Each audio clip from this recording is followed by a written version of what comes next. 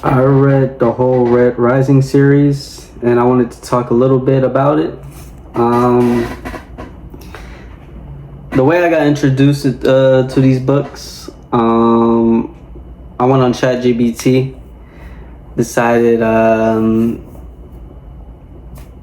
recommend me some books about like action, romance, adventure, self-realization, character development, and it recommended me Red Rising for the number one spot. And I decided to buy it on Amazon, which was like about $24 for the trilogy. I decided to buy it and I started reading it, and plus I wanted to get into reading more. So yeah, I'm gonna get into it. The first book, Red Rising, I give this book after reading it, and finishing it. I gave it like about a 9 out of 10, but after thinking back on it, this book was actually like really good, like probably my favorite book out of all of them. And I know people say that Golden Sun is their favorite book, and I can see why, because it has a lot of action, a lot of characters involved, Lorne, and all that. But Red Rising, the reason why I love it so much, it was more towards the middle and the ending. It's when, spoiler alert, it's when Darrow invaded Olympus, and he had Servo, he had Mustang, he had everyone around him just helping him. And that's what I really like about this book, like how he has his allies to help him. It's not just him, but he does, well, I guess he does kind of focus on his allies or rely on his allies. I mean, that's what kind of Darrow is kind of about, but he leads them like a good leader. And that's what I like in a character. Like for example, I don't know if you guys ever read anime or read manga called That Time I Got Reincarnated into a Slime. Rimuru was a good example. Darrow, I'm gonna say right now, he's called Aura Man. That's what he is. He's Aura Man. He leads, and sometimes he messes up, but he comes back from those failures, those mistakes, and becomes better. And when he went to go confront the Jackal, even after Fitchner, I hope I'm saying that right, his proctor came to tell him, the game is rigged. The Arch Governor is rigging the whole thing. He's telling the proctors to make sure that his son wins, make sure he's alive. And Darrow, still did it. He still went after the Jackal anyways, even though Fitchner told him not to. I mean, that's Aura. I know it sounds a bit weird and cringy, but if you guys start reading this book, which I do kind of recommend, I think the trilogy, I give it a 9 out of 10. All of these books, well, I'm gonna say right now, on Goodreads, I reviewed them all the same, which is a 4.5 out of 5. But I'm gonna give Red Rising a 4.7, just because of how well it kind of was, and just to look back on it. I was sad that Pax died. We got introduced to a lot of the characters. Darrow having to kill Julian, which was sad, and the fight with Cassius, I love that fight. I actually think I like it more than the fight than in Golden Sun.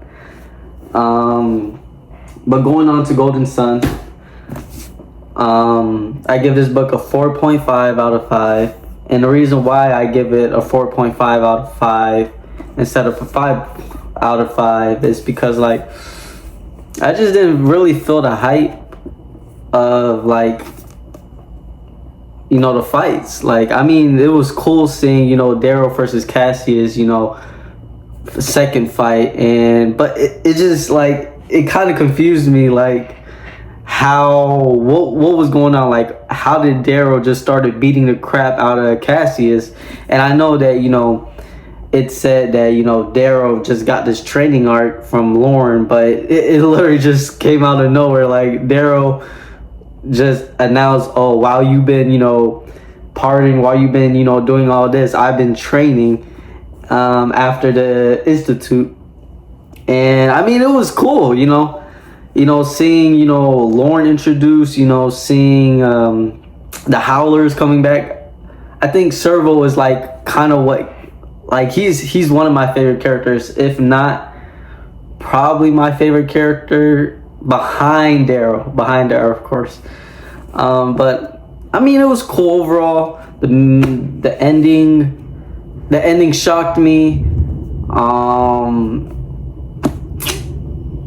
But I was a little bit disappointed with the ending, of course. I mean, I know that, it was a crazy plot twist, but just seeing, him doing all of that and, them having that ending kind of just made me feel like it was all for nothing, But overall, this book was good. I can see why people love it. It does have, like, a lot of action.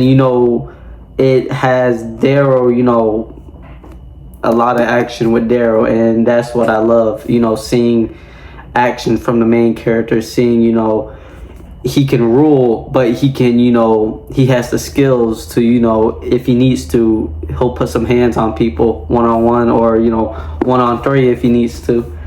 And then Morning Star was an interesting one. I'm gonna say this right now. This is probably my last place, but I can see why a lot of people love it. It's just Daryl is like, okay, he's still Aura Man, but he's not as, not as actionful. Sorry about that. Not as actionful as he was in, Red Rising or Golden Sun. And I can understand that. I mean, he was confined, solitude for 9 months, tortured and all that. But he got, recarved by Mickey. He started training again. And it's like, gosh. He kind of got dominated by everybody. Like, every main character that they showed in the book. Like, the fight with Mustang, he said, Mustang got stronger, of course. And, that's understandable. She got stronger. It's been a whole year. She's been in war. But Daryl was losing to her. When he fought Cassius, he was losing to Cassius. Oh, gosh. The ending of the book, I can't really complain about that, but, like, I don't know, just seeing something like that, like, where the main character has all this and he just gets down to a lower level, it kind of just hits me in the wrong way. Because I love seeing, main characters like that, like having that, I don't know how to explain it, having that leadership and having like that status to where people was like, yeah, I'm not going to mess with him. And, it was pretty sad though. I feel like that it kind of had a crazy plot twist in the end. I was kind of upset because I thought that Servo was gonna die. Ragnar died. That upset me a bit.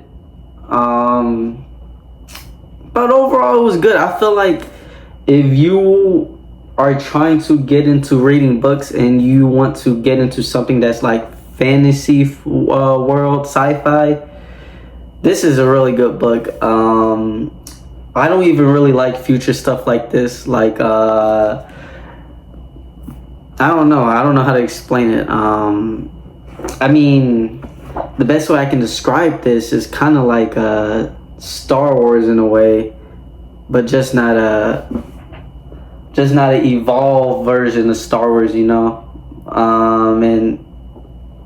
I'm not gonna say less powers or whatever.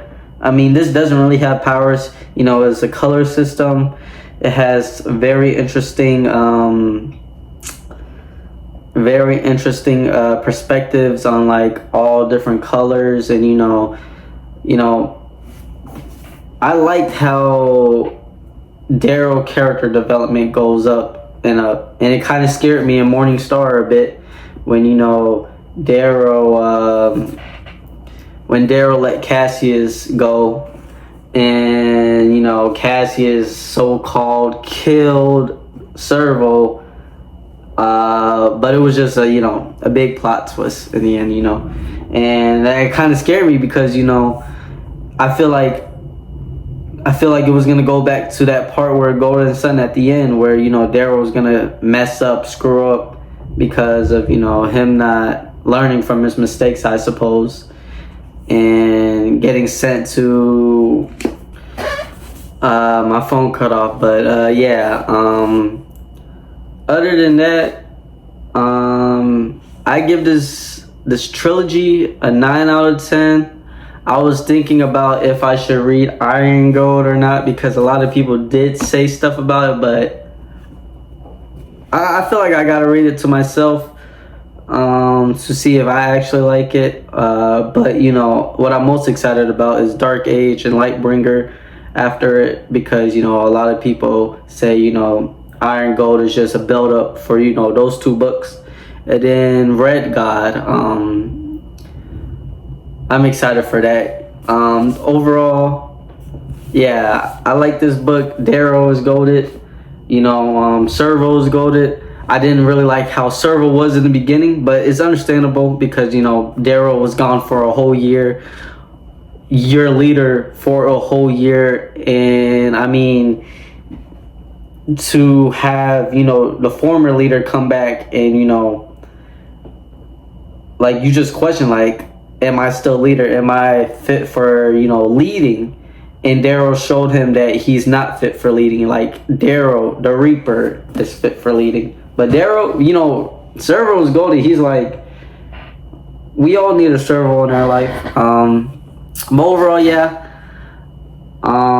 This was my rating of Red Rising, and I do recommend this book. And if you guys do read it, I hope you guys love it. Tell me about it if you guys do want to tell me about it, and I'm gonna read the rest, and then I'll make a whole video on Iron Gold, Dark Age, and Lightbringer. I'll probably do it after I'm done reading all 3 of the books. And yeah.